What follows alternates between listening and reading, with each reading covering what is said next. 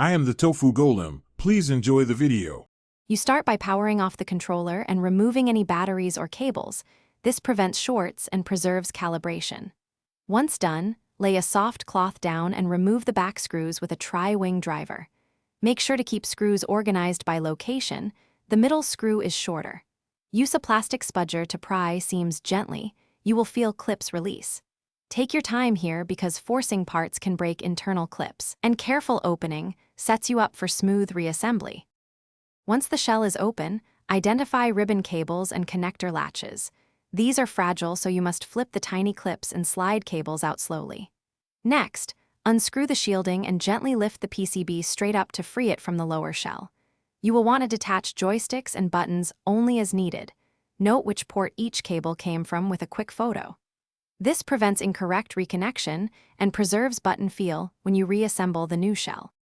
To finish, place the PCB and all buttons into the replacement shell, making sure each rubber contact and spring sits flush. This restores tactile response. Then reconnect ribbon cables and latch them securely. Replace shielding and use the screws in their original positions.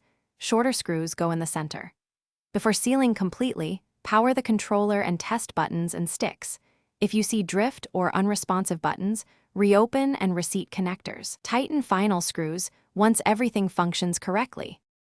Thanks for watching. Consider subscribing if we helped you today.